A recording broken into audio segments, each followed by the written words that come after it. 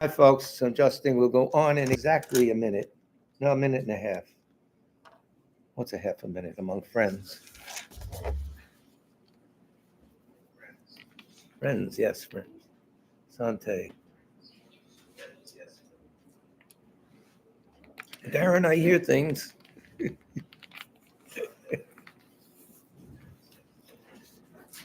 Supposed to be the first day of spring. It's like the second day of winter.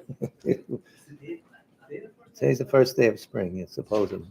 It's equinox of the day and night, light and dark, whatever.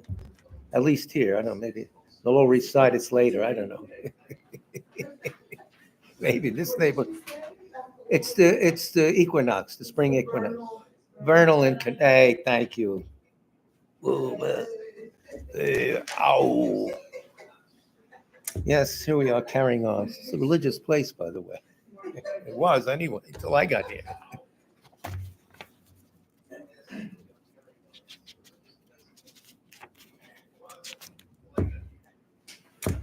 Okay, guten Abend. Good evening, everyone. It's 7 o'clock here in the northeast of the United States, specifically the Lower East Side of Manhattan.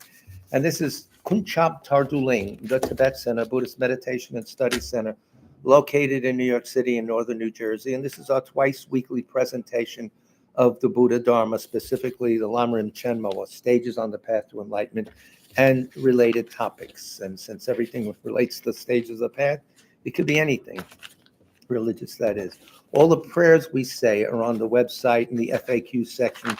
Scroll down to prayers. If there's someone for whom you wish us to pray for who has passed away recently, place their names in the chat box so everyone who's on sees that. I don't see most of the chat boxes, see a little, but as soon as possible, do that. Any problems with the sound or the picture, whatever, text me or Mr. Smith immediately. So we'll start with the prayer for the spreading of the teachings throughout the length and breadth of the West. By the force of the blessings of the non-fallacious three precious gems and of the truth of our pure selfless wishes, may the precious Buddhist teachings flourish and spread to the expanse of all areas throughout the length and breadth of the West.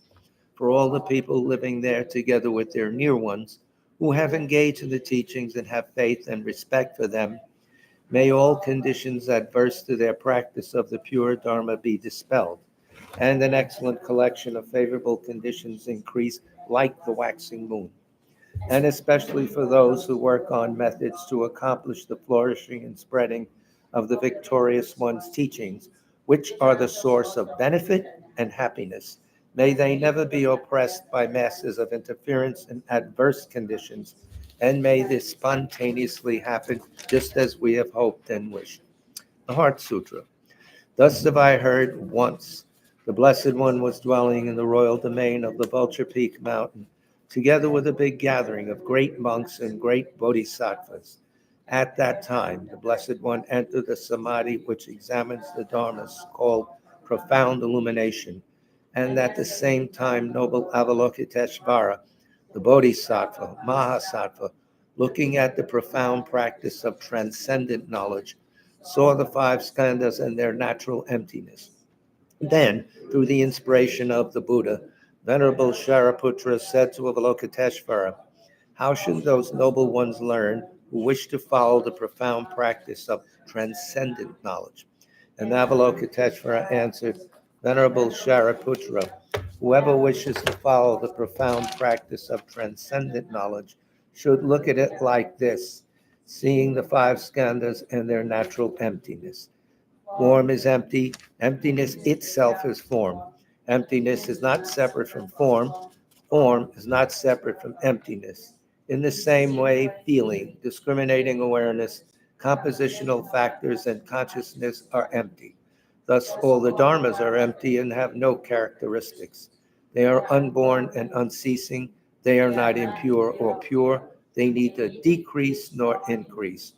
Therefore, since there is emptiness, there is no form, no feeling, no discriminating awareness, no compositional factors, no consciousness, no eye, no ear, no nose, no tongue, no body, no mind, no appearance, no sound, no smell, no taste, no sensation, no objects of mind, no quality of sight, no quality of hearing, no quality of smelling, no quality of tasting, no quality of sensing, no quality of thought, no quality of mind consciousness.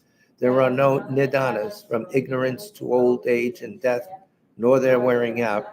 There is no suffering, no cause of suffering, no ending of suffering, and no path, no wisdom, no attainment, no non-attainment. Therefore, since there is no attainment, the bodhisattvas abide by means of transcendent knowledge. And since there is no obscurity of mind, they have no fear. They transcend falsity and pass beyond the bounds of sorrow. All the Buddhas who dwell in the past, present, and future by means of transcendent knowledge fully and clearly awaken to unsurpassed, true, complete enlightenment. Therefore, the mantra of transcendent knowledge, the mantra of deep insight, the unsurpassed mantra, the unequaled mantra, the mantra which calms all suffering should be known as truth, for there is no deception. In transcendent knowledge, the mantra is proclaimed, Tayata Om Gate Gate Para Gate Parasam Gate Bodhisoha. O Shariputra, this is how a bodhisattva, mahasattva, should learn profound transcendent knowledge. Then the Blessed One arose from that samadhi and praised the bodhisattva, mahasattva, Avalokiteshvara, saying, Good, good, O son of noble family, profound, transcendent knowledge should be practiced just as you have taught, and the Tathagatas will rejoice. When the Blessed One had said this, Shariputra and Avalokiteshvara, that whole gathering, and the world with its gods, humans, asuras, and Gandharvas, their hearts full of joy, praised the words of the Blessed One. Refuge in Bodhisattva vow, which of course we say 3 times. With the wish to free all beings, I shall always go for refuge to the Buddha, Dharma, and Sangha until I reach full enlightenment. Inspired by wisdom and compassion, today in the Buddha's presence, I generate the mind intent on full awakening for the benefit of all sentient beings. As long as space endures, as long as sentient beings remain, until then may I too remain to dispel the miseries of the world. With the wish to free all beings, I shall always go for refuge to the Buddha, Dharma, and Sangha until I reach full enlightenment. Inspired by wisdom and compassion, today in the Buddha's presence, I generate the mind intent on full awakening for the benefit of all sentient beings. As long as space endures, as long as sentient beings remain, until then may I too remain to dispel the miseries of the world. With the wish to free all beings, I shall always go for refuge to the Buddha, Dharma, and Sangha until I reach full enlightenment. Inspired by wisdom and compassion, today in the Buddha's presence, I generate the mind intent on full awakening for the benefit of all sentient beings. As long as space endures, as long as sentient beings remain, until then may I too remain to dispel the miseries of the world. So nice to see everybody, the seen and the unseen. I don't have chat box here, Darren, so I don't know who's in, who's not.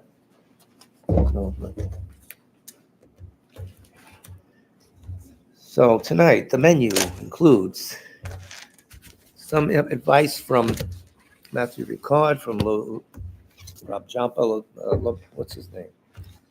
We'll talk about it later. Some Jawa Rabjam, the one who wrote the Nyingma Lamrim. Some of that. So no one made a comment yet. When they do, you'll see it. Oh, okay, good. So everything's working. So first, about 20 little aphorisms, just to warm you up, from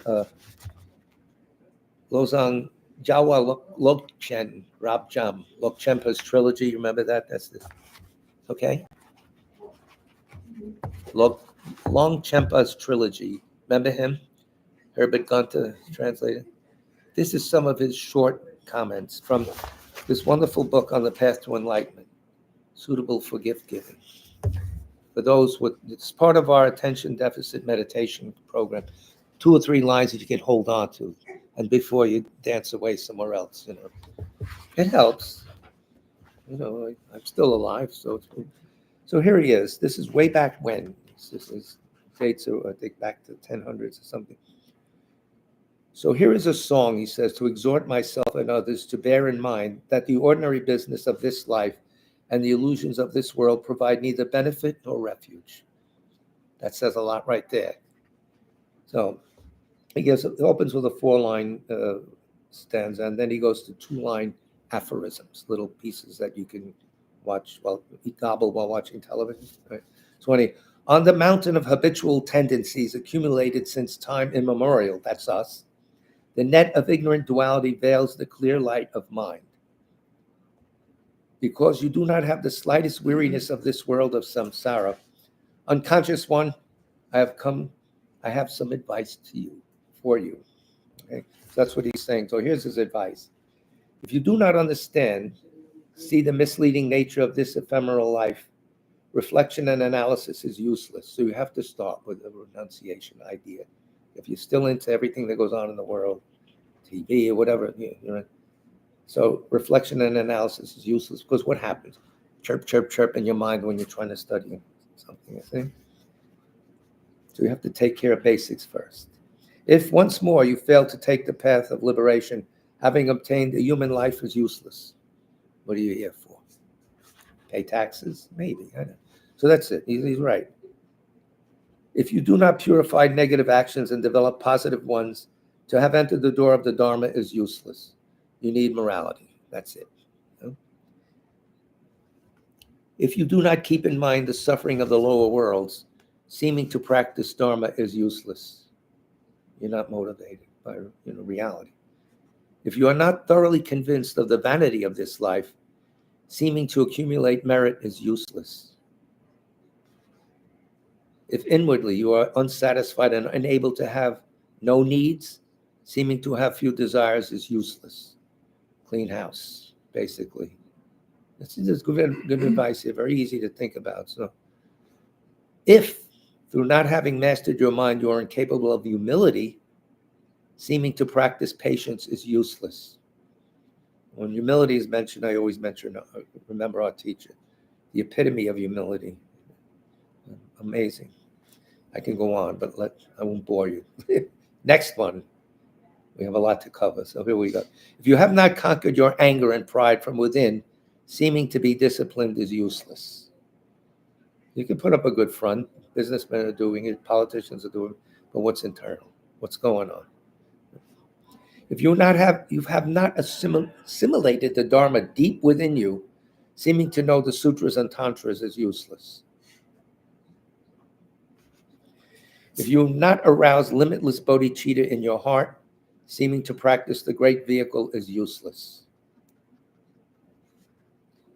If you do not keep your vows and spiritual commitments perfectly pure, seeming to practice the secret mantra vehicle is useless. A list of useless things, that's what we have here. I could throw a few things. Well, sounds familiar, doesn't it?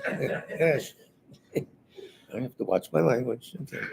If you have not persuaded yourself to be profoundly weary of samsara, seeming to be practicing in solitary places is useless. If you have not truly abandoned your attachment to the reality of things, quote, reality of things, seeming to be a good Dharma practitioner is useless.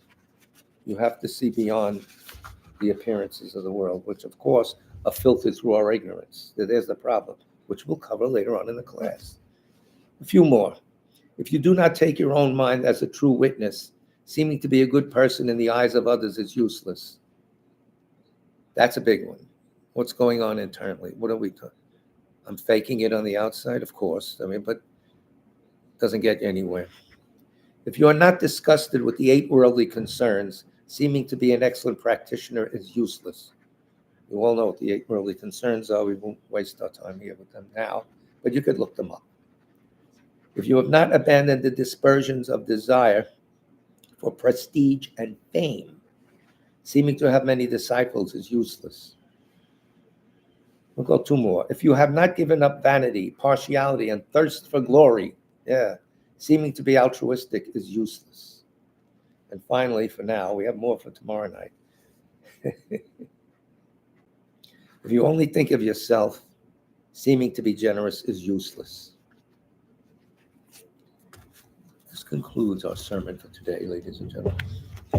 So now, Mathieu Ricard, that saint that walks around among us, overcoming inner demons. And this is very, very important, because anytime there's a good practitioner, he's going to be attacked or she's going to be attacked by demons. Anytime there's an initiation going on, there's always obstacles. It comes with the territory. Just be prepared for it. The higher you go in your practice, the more obstacles. We can bank on it. I remember one time, Yonten Gyatso was giving an initiation in 2010 at the Ling's place. 2 days before, they tried to break in and they destroyed things and stuff. She was sponsoring it in one of her warehouse spaces. And I said, Ling, it comes every time. There's something big going on. There's obstacles. Chung used to repeat that all the time. Many obstacles. It happens. So here's some advice to handle that. When in the 4th century BCE, Shakyamuni Buddha meditated under the spreading branches of the Bodhi tree, he's getting poetic here, at the site of the present town of Bodh Gaya, he suffered in the months before his enlightenment the violent assaults of 4 maras, or demons. The demons that Buddhist practitioners are warned about are not ghosts or external evil spirits, but inner forces caused by our erroneous perception of the world that are powerful enough to cause serious obstacles to our practice. Again, the trouble is always internal. There it is. The text mentioned 4 demons: the demon of the aggregates, the skandha mara, which is the physical and mental legacy of karma and temporarily constitutes our person and forms the support of suffering. Our fake background, karmic background, informs the way we look at the world and reinforces suffering, because we've landed here on the basis of karma and delusion. But no, that way forever. We're not going to be that way forever, right?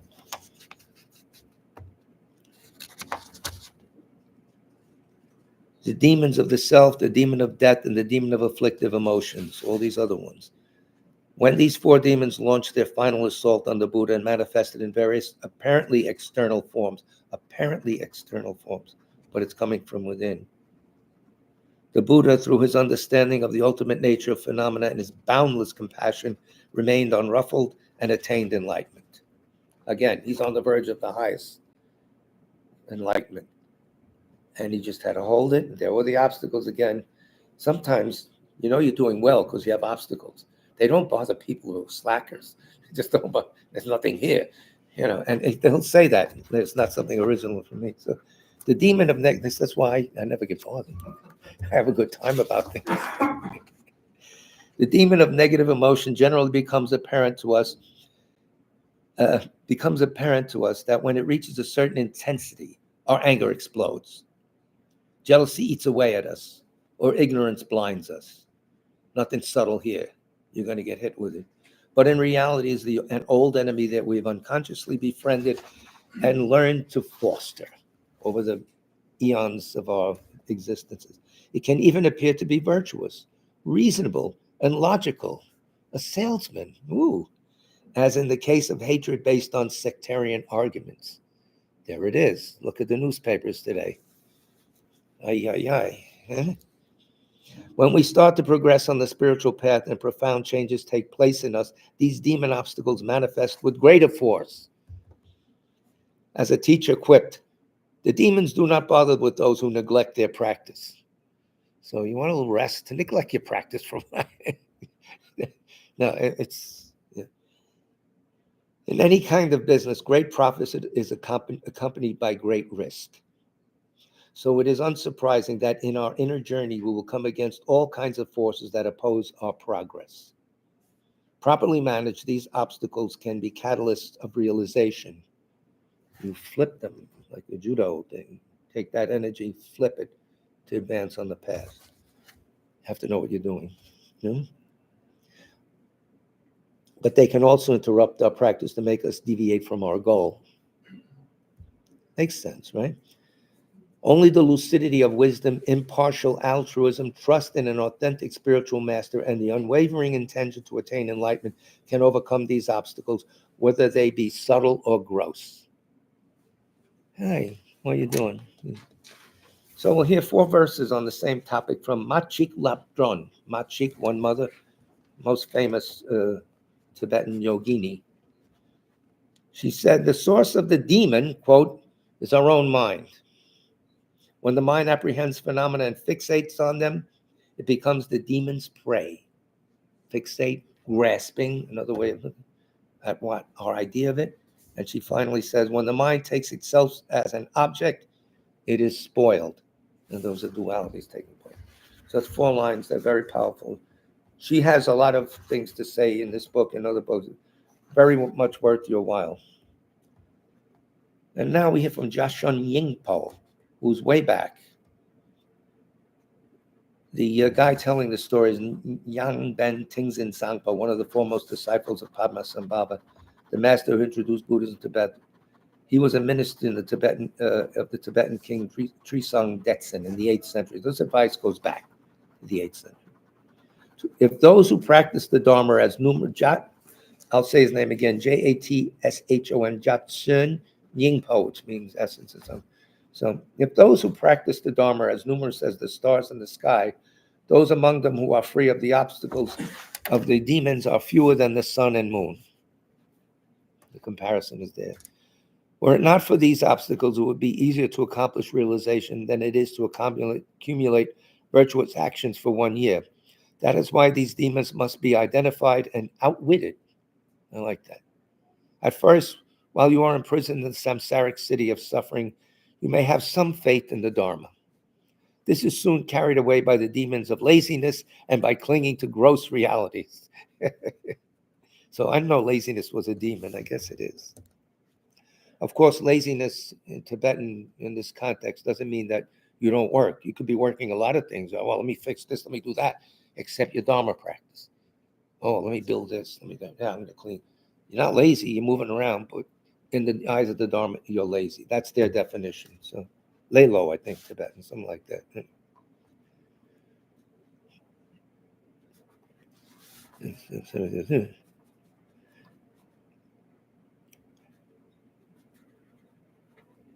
And by clinging to gross realities, by harboring hatred towards enemies, more of these demons, attachment to dear ones, maintaining an attitude of competitiveness, and being distracted by worldly affairs, you fail to keep death in mind, and caught up in all kinds of other activities, you always postpone the Dharma.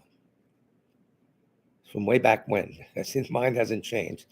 That itself is the demon. In order to drive it away, search for a qualified guru who is the root of unalterable faith, and reflect on death and impermanence, which is the root of unalterable diligence. You prompt yourself with the reality of death. It's coming and you don't know when. And the government can't help you, I'm sorry. Leaving lesser tasks behind, give yourself to the great task of Dharma. Then will come the demons of changing your mind. Next. It may take the shape of intimates, family, or friends who will say, don't practice the Dharma, and will create obstacles in all kinds of ways. At other times, you can probably relate to that. Everyone can. At other times, it may manifest as fear of enemies, or as competitiveness, or as wealth.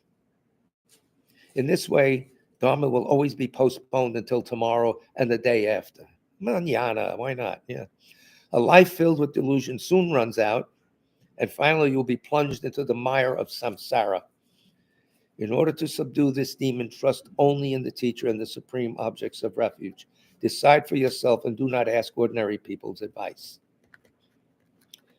When you stay with your teacher, if you're so blessed, and now that we miss ours, it hurts, the demon of doubting him and considering him or her as an equal will arise. The signs of its presence are that you become blind to the teacher's qualities while noticing the slightest defect. Oh, he clears his throat all the time. You develop adverse views toward his or her actions and doubt whether they are endowed with wisdom. And you devote yourself to using religion to acquire wealth and food. Having set out on a spiritual journey, you will wind up in hell. That's nice to hear. This is really a demon. In order to thwart it, perceive the teacher as the Buddha. Then will come the demon of reverting to worldly desires. The signs of its arrival are that thinking about sex, money, and business with dishonest dealings and greed, you give up religious robes, spiritual friends and brothers, and the practice of Dharma. Losing interest in listening to the Dharma, you pursue the attachment and hatreds of the world. You thirst for women and wine, I guess for guys and beer, I don't know what. And you turn your back on Buddhist teachings. In order to subdue this demon, develop unwavering determination to follow the supreme Dharma. Whichever profound teachings inspire you, persevere in them earnestly. Take your pick, whatever you find, well, because anything leads into everything else. That's the beauty of the Dharma. You enter at any door, you're being toured the whole Dharma. They lead to each other. Little idea. It happens automatically. I hope you know what I mean. I'm being very inarticulate, but it does work. That's it. Everything connects. So, whichever profound teaching inspire you, persevere in them earnestly, keep far away from temptations, and avoid actions contrary to the Dharma, thinking about the lives of previous saints. This is important. Occasionally, read about Milarepa or whatever, whoever you like. Taking a casual view of the teachings is the demon that appears next. The signs of its presence are that you conceitedly say that you have received this teaching and that teaching. Sounds familiar? Huh? When you haven't grasped the meaning, and it's all theory. You got the words, at best. Knowing one or two sentences, you broadcast the secret instructions to the marketplace. Whatever deep teachings are being given, you say, oh, I've already heard that. Yeah, you have. Huh? Certainty and understanding will never rise from this attitude. It's a big thing. Such a failure to reach the ultimate point of the Dharma is the demon in person. In order to overcome it, reflect again and again upon the teachings that you have received and immerse yourself in their meaning. At this time, the demons of your qualities giving birth to covetousness appears in the guise of patrons and disciples. Everybody's putting on an act. You really got to be careful. Wow. Not devoting yourself to practice, convinced that you are very learned, you become infatuated with yourself and ambitious for wealth. This will create obstacles leading you away from the path of Dharma. In order to subdue this demon, vow to remain in mountain solitudes for a long time and discard all activities other than the Dharma. All right, we're in New York City or suburban areas, whatever. You have to adjust to the situation we have, but you should set aside some time. We have a question. Yes, sir. So along those lines, is it necessarily better to practice Dharma in robes? That's a question only a teacher can answer. I ain't no teacher. I'm a presenter. Yeah, probably they would say, because they push that. But maybe for it implies solitariness, doesn't imply robes. Yeah. I don't know. They refer to giving up religious robes. When you give up, yeah, those some people, but in Tibet, everybody, one in every family got ordained and stuff. I don't know. That's something you should ask an ordained person. We have Nikki on tap coming up April 3rd. You might have a slight bias. Who? A monastic? I remember told some people to and some people not to, because he figured they wouldn't be successful. And certain external things like your family needs you. You have children that are young, you can't do that, until a certain time. So there's some indications. And also, as Jackie mentioned, when she was going to be ordained, they said, do you have the permission of your parents? She's in her 50s. One of my parents, she had to go get a permission of her parents. And they first said no, then they said yes. Somebody was saying mantras in Dharamsala for her. Somebody came in their dreams. I don't know, but that's something I really sincerely can't answer. I never entertained the idea. Are you speaking sign language? I see. Did I see that middle finger pop up? Woman your age. Anyway, a little bit more of admonishment, and then we're going to hit a hardcore topic, which will bring you right inside your mind, your everyday yakety yak mind. The next demon to approach is another one, damn it, is that of metaphysical views. Well, I don't have a problem with that. I don't have any. You discriminate in a partisan way between your own point of view and that of others. That's common. And the Dharma turns into the 5 poisons. In order to prevent this, abandon all doctrinal rivalry and train yourself to see the purity of everything without bias. Big point. When, having disentangled yourself from that, you are meditating on voidness, there will arise the demon of emptiness itself, the enemy. Everything is not existent, you will say, while inverting sin and virtue in your actions. It doesn't matter, everything's non-existent. It's a nihilistic view, I hate to say that, but it gets very subtle at that point when you're meditating on it. It's easy to fall in that trap. You will have neither faith in the three jewels nor compassion for sentient beings. When this happens, cultivate virtue and purify sins. With fervent devotion, train your mind to see all phenomena as pure. That's a key word there. So all phenomena as pure, and to understand dependent origination and the inseparability of emptiness and compassion.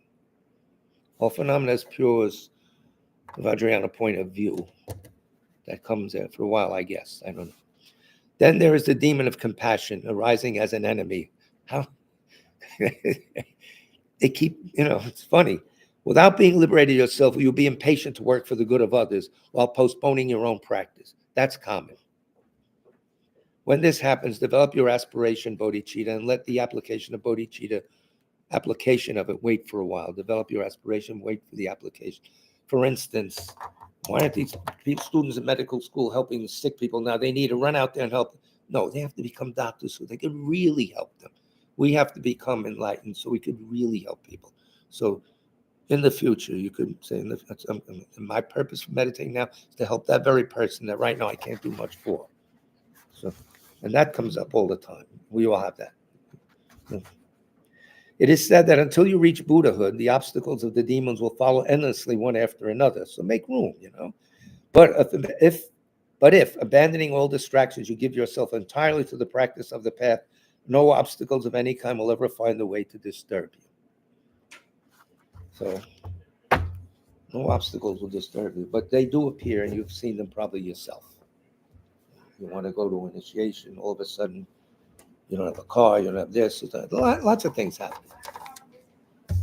So now, we're in the chapter 16, the object of negation. It is very thick, and it's filled with this school says that school says this. However, His Holiness, in his wisdom and compassion, I'm not kidding either, he's written the Modern Lamrim, I'm calling it. It's a soon-to-be 10-volume series. This is volume 7, Searching for the Self. Volume 7, Searching for the Self. Please come forth. I will. Thank you. This is what he's going through the things you may have heard, self-substantial, permanent, unitary, independent self. What's the other one they use? Self-sufficient, substantially existent self. What do those things mean? Well, they mean very real things that we trip over all day long in our mind. And then, of course, thinking the self is inherently existent. But the first 1, 2, 3 in that order is how we're going to work on them. This is from page 176 of Searching for the Self, the collaboration of His Holiness Dalai Lama and a whole group of people he got together, including Geshe Damdal. When he wrote this series, he got all the best scholars and had children there, smoothing the language and stuff. And each point was decided after careful analysis. And it's written in the modern idiom, and it doesn't follow the Lamrim specific order. It jumps here, it jumps there to keep you interested. He's a master of fast cuts, just like a director, to keep your attention. Amazing. We'll give a little tantra, then back to this, then to that. So, well worth the time listening to him. So for persons, page 176. Having seen how a valid sense of I, and that's what we're dealing, think how you think of I, me, yeah, you. Seeing how a valid sense of I arises, how self-grasping quickly solidifies it, so immediately something's wrong. There is a valid reason. I am here. I'm not here. But what's going wrong? I grasp at it. Self-grasping. That's the bad. That's where everything trips up. But making it seem to inherently exist. We project inherent existence. It doesn't exist at all, but we project it. We do it automatically, and we have been doing it since our existence was around. So they say. I don't know. I can't remember last week. So. Let's look at the various kinds of misconception and grasping concerning the I. And we're going to go slow on this. We may go into tomorrow night. All night long, we're going to. So let's look at it. Some of these wrong conceptions are acquired due to the incorrect way of thinking in this life, whereas others are innate and have been with us since beginningless time. Instinctual is another word for innate. You don't have to think it was, yeah, of course, instinct, okay? Understanding the various levels of wrong conceptions and their erroneous objects help us identify the ignorance that is the root of samsara and the object of negation that it grasps. Okay, so this is very big. This is the end of all sufferings forever and the ability to help others remove theirs. So regarding the I, the erroneous conceptions grasping it from the coarsest to the subtlest are: one, try to think of these, the misconception of the person as permanent, unitary, and independent from causes. Permanent, no parts, and independent from causes. The next subtler is grasping the I to be self-sufficient, substantially existent. And the third, most subtle, grasping the I to exist inherently. Of course, he's going to unpack these or break them out, however you like to say it. Each of these errors in how they view the relationship of I and the aggregates, your body and mind. You wouldn't have an idea unless you of I without body and mind. Right? And you always have mind. You may not have a body in the formless realm, but you have mind. Each of these errors in how they view the relationship of I and the aggregates and superimposes a false mode of existence on the self. So there's something active coming from us that's throwing the whole thing off. Although what is superimposed does not exist at all, there are different levels of superimpositions, and some are subtler and more difficult to identify than others. So, of course, we take the easiest first, okay? They are like laying layers of an onion peeled away until nothing remains, and you're crying your eyes out. We will begin examining the courses since it's the easiest to recognize and to negate. Let's hear it for the course. Yeah. Permanent, unitary, and independent. Permanent, never changing, right? Unitary, one, no parts. Independent, not affected by causes. Those three items. Is that true? Let's see what he says. The first, grasping at a permanent, unitary, independent self, and then he put in quotes, Atman. So this is something a lot of people in the world are carrying, is an acquired wrong view that holds the self and the aggregates to be totally separate and unrelated to each other, in that they have contradictory characteristics. The self is seen as permanent, whereas the aggregates are impermanent. The self is one, whereas there are many aggregates, and so forth. Permanent, what does that mean here? It means the self is unchanging, it neither arises nor passes away. Unitary means that I does not depend on parts. It is one monolithic object, and independent signifies that it does not depend on causes and conditions. That's a lot to digest. Independent, he's going to go through them again, signifies it doesn't depend on causes and conditions. The self is like a porter. It's like somebody who carries your luggage. It's like a porter, and the aggregates are the burden the porter carries. You could think of it that way. And this enough goes on in our minds. You'll be surprised. He's going to show you how it's happening. The two are completely different entities. This view does not arise in our minds innately. It's not instinctual. It's not innate. It is acquired by studying erroneous philosophical views. All Buddhist schools refute the existence of such a self. By Visheka on up, they all throw that out. How did a view of such a self come about? We notice that from birth until the present, this is very good now, our body has grown and our mind has matured.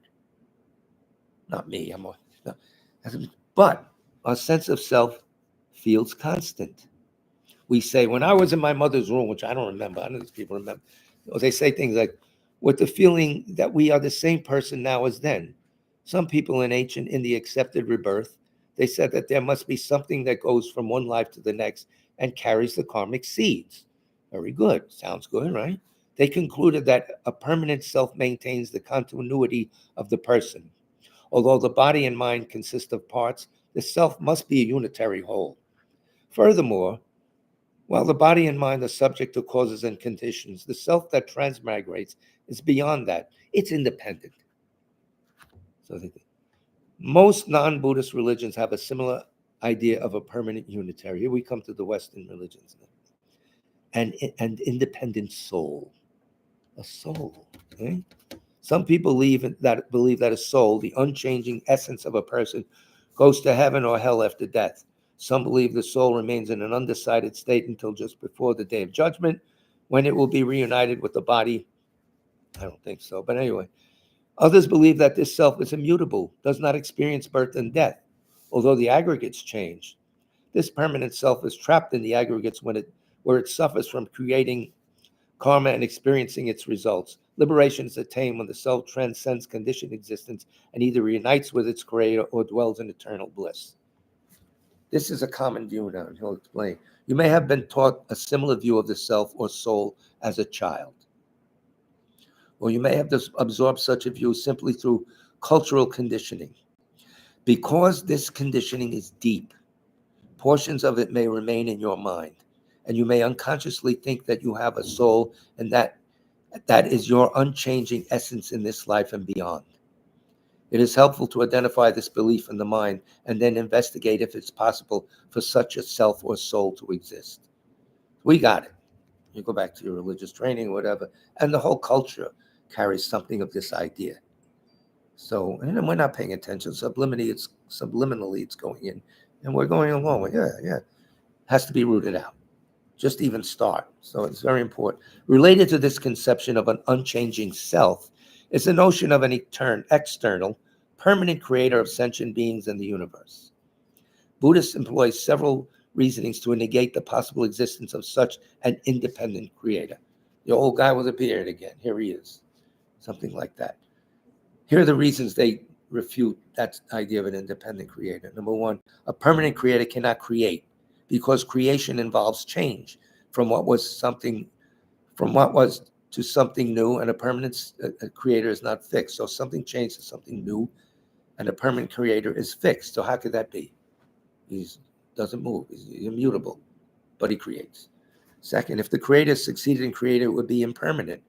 As an impermanent thing, the creator would arise from causes and conditions and produce results. All impermanent things arise from causes and conditions and produce results. That's a natural fact of life, of universe. This contradicts the basic notion of an independent creator. More, why did the creator create? To get the other side of the road. Now, why did the creator create?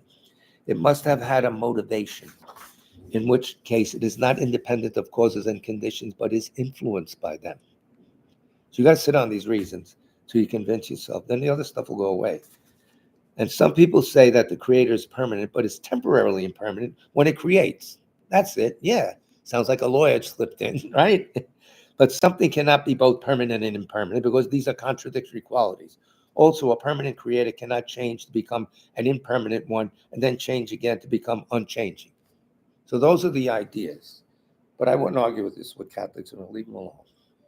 But for our own sake, for our own internal discipline, for sorting things out so we can move on, this is very important and helpful. So that's the most course. Now we'll go to the next course, self-sufficient, substantially existent self. There's two forms of this. There's an acquired from culture, from study, from philosophy, etc. And there's an innate form underneath that, which he's going to suss out now. He's going to explain. Getting too heavy? Need a break? No? Should we send out for pizza? It's a little cold. It's a little cold. I'll start a fire. Yeah, you can have my coat. I'll be certain. No, all right. I have no cooties. Self-sufficient, substantially existent self. You'll hear this all over the place. The next level is grasping at a self-sufficient, substantially existent I, of which exists an acquired form and an innate form. Notice the word grasping all the time. It's something we think is there and we sit on it. And that's what we hold, and we move on from that point. That point better be good if you're moving on from it, because if it's not, you're in a bad position. So here the I appears to stand on its own, as if it could be identified without one or more of the aggregates having to be identified by the mind. The relationship between a self-sufficient, substantially existent person and the aggregates is like that of a controller and a controlled. A controller and a controlled. The person is the controller, and the aggregates are what the person controls. I run my body and mind. Yeah. this substantially existent self. Here, the aggregates are seen as different from the person, yet having concordant characteristics with the person on one level. This is noticeable when we think, my body falls ill so often. I wish I had the body of a deva. We do that sometimes. I think not a deva, something more wealthy in this world. Whatever. Okay. It seems as though I could exchange the body for another, a more preferable body. Yeah, that would be a good idea. Boy, if you could sell that, you're rich. As if the body were a commodity that's different from the person possessing it. Is it? An example of seeing the person mind as different, mind now, not body, occurs when thinking, my mind is full of afflictions. I wish I had the mind of a Buddha, which, by the way, you can get. The self seems to be possessor of the mind, and the mind is like merchandise can be exchanged. Holding the self in aggregate to be different in this way is grasping a self-sufficient, substantially existent person. You've arrived. Okay? This is the self that the lower schools assert to be the object of negation when realizing the selflessness of person. If you realize that doesn't exist, you're done, according to the lower schools, all the way up to Svatantrika. So, grasping a self-sufficient, substantially existent person is present when we say, I can lose weight anytime I want. Do people say that? As if the I were the boss of the body that is overweight and the mind that likes to snack. So the body, the I is in charge of the mind that likes to snack, but I could, whenever I want, I could lose weight. Sometimes we may think, I can stop drinking, no problem. Or I'll be able to remain single pointed on the object of meditation once I make up my mind to do so. So there. Yeah. Common, right? We hear this. We hear this internally. Hold on. We're getting a little.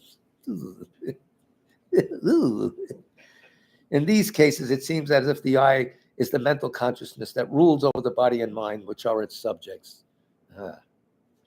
How does grasping a permanent, unitary, independent self differ from grasping a self-sufficient, substantially existent self? The non-Buddhists who assert the existence of something permanent, unified, and independent in terms of self assert that the I and the aggregates are different natures and have discordant characteristics. Yes, all the aggregates are different. The self is soul is going on. Okay? Different natures means two things can exist at different times and in different places. Discordant characteristics means that some of their characteristics are dissimilar. For instance, non-Buddhists believe that the I is permanent, partless, and independent, whereas the Buddhists who refute a self-sufficient, substantially existent person consider the person to be impermanent, composed of aggregates that are its parts, and dependent on causes and conditions. Everyone except Prasangika leaves it at that. But Prasangika goes crawling up higher. In short, seeing the self as a self-sufficient, substantially existent person does not entail seeing the person and the aggregates as having discordant characteristics, whereas the conception of a permanent, unified, independent self does. That's the difference. One's completely divorced and one isn't. Can you say it again? I'll read it again, as he said. The non-Buddhists, on top of page 179, if you're keeping score, the non-Buddhists who assert the existence of a permanent, unified, and independent self assert that the I and the aggregates are different natures and have discordant characteristics. And then he explains what discordant means. Different natures means two things can exist at different times and different places. Discordant characteristics mean that some of their characteristics are dissimilar. For example, non-Buddhists believe the I is permanent, partless, and independent. The old that man. Whereas the Buddhists who refute a self-sufficient, substantially existent person consider the person to be impermanent, composed of the aggregates that are its parts, and dependent on causes and conditions. You see how closer to reality they're getting in steps? Well, that's what's interesting. In short, which goes on for 3 pages. No, in short, 3 lines. In short, seeing the self as self-sufficient, substantially existent person does not entail seeing the person in the aggregates as having discordant characteristics, whereas the conception of a permanent, unified, independent self does. That's all. Go over this many times in your mind. You have to understand it, but it'll come up slowly. All, go ahead. Sorry, is the difference also There's half and half. The first one is acquired, totally. The second one's half acquired, half innate. I think he's going to explain that. Although the lower schools, the Svatantrikas and below, believe that they are refuting the subtle self-grasping of persons, according to the Prasankas, they're not. Remember, Svatantrikas think there's got to be something there, at least conventionally, to give it that unique name. There's got to be something. And Prasankas say, no, both feet firmly in midair, nothing. Just what we throw at it, you know. Prasangikas differentiate two levels of innate self-grasping of persons. Innate self-grasping of a self-sufficient, substantially existent person, and innate self-grasping at an inherently existent person. That's the subtlest. Now we're introducing inherently existent, which is the bomb. They say that the lower systems refute only a self-sufficient, substantially existent person while leaving grasping an inherently existent I intact. And it refers you to Janka's, it's I think Maps of the Profound, whatever it is that Jeffrey wrote. Yeah, a big, big phone book. The old, no phone books exist anymore. We can't use that metaphor. What do kids sit on now to reach the table? I wonder. That was the standard of life. Nobody used it to read a number. Anyway, I myself have set up such a phone book. Blah, blah, blah. Tsongkhapa asserts that grasping the self-sufficient, substantial existence of the I exists in the minds of both those whose awareness have and have not been affected by tenets. So there you are, innate and not innate. Affected by tenets, not innate. Not affected by tenets, yet you're carrying it on. Something's underneath there hiding. Come out. This means that it has an acquired form that is learned in this lifetime and an innate form that comes from previous lives all the way back. Insects have it, everybody has it. That's not enlightened. However, grasping the person and the aggregates to have discordant characteristics, as in conceiving itself to be permanent, unified, and independent, exists only in the minds who have learned incorrect philosophies. Yeah, because when you think of it, that's it. Now he quotes the final exposition of wisdom. FEW, F-E-W, it's his acronym. This indicates an acquired, not innate affliction, okay? Here's Tsongkhapa, final exposition of wisdom. I think it's page 245. Apprehension that persons are substantially existent in the sense of being self-sufficient also exists among those whose awarenesses are not affected by tenets, but apprehension of that person exists as other than the internal and mental physical aggregates in the sense of having a character discordant with them does not exist among those whose awarenesses are not affected by tenets. If you're not affected by tenets, you don't somehow my body and I are united. Yeah, there's no way separate from this. But you've absorbed things through religion. Hindu religion has it, the Atman and all that, separate from the body and mind and all this that's going on. It's not there when you suss it out and you think carefully. The acquired. The innates, the innates require your lifestyle to change to come up. You've got to have merit. You have to have discipline. You have to have morality. And then slowly you break that. So do you see why the whole path is necessary? Just can't go to the last part and get that and graduate. No. No cliff notes, nothing. What the hell? How can we learn anything here? Page 180, what happened? Oh, Darn. I know darn is right, because I'm on the side of the cliff note approach. I'll just give one more paragraph. We're going to have to continue this tomorrow night because it's kind of thick anyway. I hope someday you get the book. Maybe they'll make it in paperback so it's cheap. But I think Bangzai Bookstore has a discount on it. The Cargill Bookstore up in Woodstock, they have a good mail order system. You get it 2 days later. So I patronize them. Bangzai, how do you, something, yeah. Namse Bangzai, Namso, I don't know, whatever it is. Woodstock book, you got it?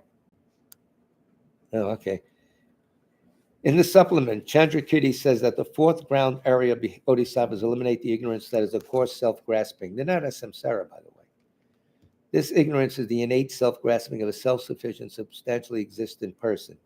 It is considered coarse in comparison to the ignorance grasping at an inherently existent person. So we've established the hierarchy, at least tonight, and this. So he's going to explain that more. Let's see how much time we have. Not much, yeah.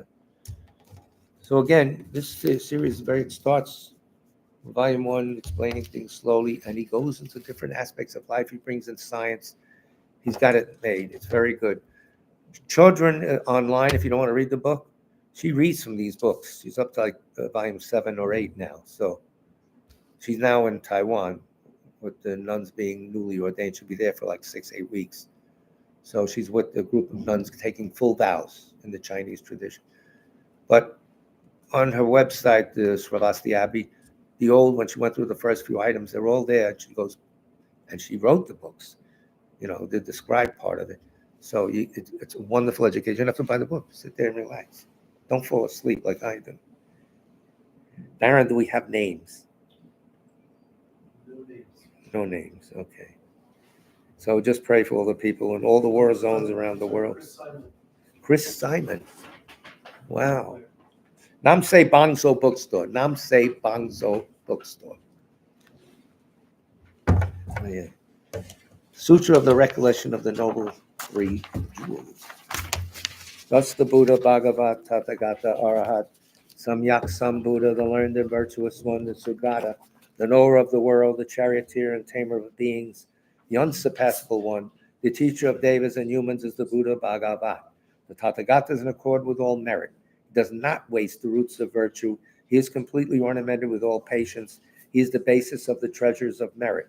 He is adorned with the minor marks. He blossoms with the flowers of the major marks. His activity is timely and appropriate. Seeing him, he is without disharmony. He brings true joy to those who long with faith. His knowledge cannot be overpowered. His strengths cannot be challenged. Teacher of bodhisattvas. Keep King, noble ones. He is the guide of those who journey to the city of Nirvana. He possesses immeasurable wisdom. He possesses inconceivable confidence. His speech is completely pure. His melody is pleasing. One that has enough seeing him. His form is incomparable. He's not stained by the realm of desire. He's not stained by the realm of form. He's not affected by the formless realm. He is completely liberated from suffering. He is completely and utterly liberated from the skandhas. He is not possessed with dhatus.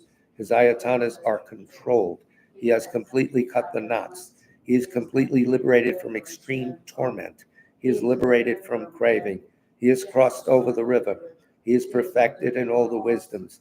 He abides in the wisdom of the Buddha Bhagavats who rise in the past, present, and future. He does not abide in nirvana. He abides in the ultimate perfection. He dwells on the bhumi where he sees all sentient beings. All these are the perfect virtues of the greatness of the Buddha Bhagavat. The holy Dharma is good at the beginning, good in the middle, and good at the end. Its meaning is excellent. Its words are excellent. It is uncorrupted. It is completely perfect and completely pure. It completely purifies. The Bhagavad teaches the Dharma well. It brings complete vision. It is free from sickness. It is always timely. It directs one further. Seeing it fulfills one's purpose. It brings discriminating insight for the wise. The Dharma, which is taught by the Bhagavad, is revealed properly in the Vinaya. It is renunciation. It causes one to arrive at perfect enlightenment. It is without contradiction. It is pithy. It is trustworthy and puts an end to the journey. As for the Sangha of the great Jnana, they enter completely, they enter insightfully, they enter straightforwardly, they enter harmoniously. They are worthy of veneration with joined palms. They are worthy of receiving prostration. They are a field of glorious merit. They are completely capable of receiving all gifts. They're an object of generosity. They're a great object of complete generosity. The protector who possesses great kindness, the omniscient teacher, the basis of oceans of merit and virtue, I prostrate to the Tathagata. Pure, the cause of freedom from passion. Virtuous, liberating from the lower realms. This alone is the supreme ultimate truth. I prostrate to the Dharma, which is peace. Having been liberated, they show the path to liberation. They are fully dedicated to the disciplines. They are a holy field of merit and possess virtue. I prostrate to the Sangha. I prostrate to the Buddha, the leader. I prostrate to the Dharma, the protector. I prostrate to the Sangha, the community. I prostrate respectfully and always to these three. The Buddha's virtues are inconceivable. The Dharma's virtues are inconceivable. The Sangha's virtues are inconceivable. Having faith in these inconceivables, therefore the fruitions are inconceivable. May they be born in a completely pure realm. So coming attractions. Tomorrow night we'll have some more aphorisms from Tsong Rab Jampa, or whatever his name is. Longchenpa, Rab Jampa. We will have the continuation of this breakout of the ways we grasp at the self. That's tomorrow night. Saturday we have White Tara at 1 o'clock at the parsonage in South. Tomorrow's teachings at the parsonage in South Orange. Whoopee. And Saturday, White Tara again. It's online also at 1 o'clock. And refreshments are served. And Leung will attend. So wear your best clothing. So thank you very much. A typical topic, I understand. Made a lot easier by His Holiness and Geshe Sopa. The more modern presentations, but still the core teachings. So thank you so much for your patient listening. Big love, guys. Go ahead. You going to cut it?